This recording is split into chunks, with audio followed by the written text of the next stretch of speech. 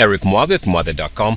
Let's take a look at Fast Solar, which is down about 6% for the week here, which is really no surprise because, as we had discussed last week, there are some problems with the chart here. Number one, right now we can take a look at the fact that based on the previous 2-year weekly high, the stock is failing to hold and close above that threshold there of about $73.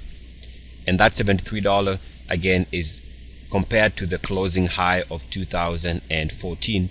The stock is coming back and showing some type of rejection during these multiple breakout attempts, unable to close above that previous weekly closing high. So that's one red flag. But I also think that there's another view, which is the fact that on the weekly, right now we are looking at multiple layers of RSI resistance. If you draw it right there, you can see that you get the high here in price came with resistance on that line, resistance here with uniform activity for the highs there. And over the last couple of weeks, yes, the stock has been creeping higher, but it has been at the expense of a declining RSI line as prices have been making new highs. So yes, we can see an improvement in price, but the RSI has failed to follow through.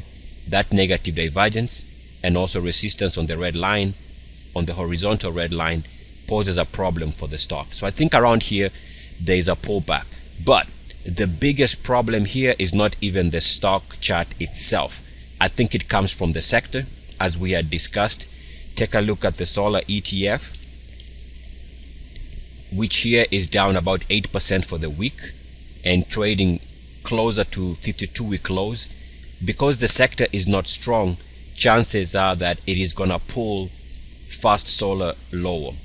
Also keep in mind that the solar space right now is coming back here and challenging the 3-year lows line. If it stays at 3-year lows on the RSI, big if, but as long as it is staying at 3-year lows on the RSI, and as long as MACDs, or at least one of the MACD, is trading at 3-year lows, this poses a problem for the sector, which is why I believe that is the biggest problem for Fast Solar, and the reason why I was thinking about a week ago that Fast Solar's breakout attempt would stall. Why?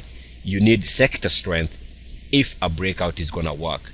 In this example, Fast Solar is trying to break out, but the sector looks like it is actually about to stage a fresh breakdown, which would suggest that all stocks in the sector are gonna have a massive pullback possibility. Eric Muadith, Muadith.com. As always, good luck, peace, and blessings. EACS.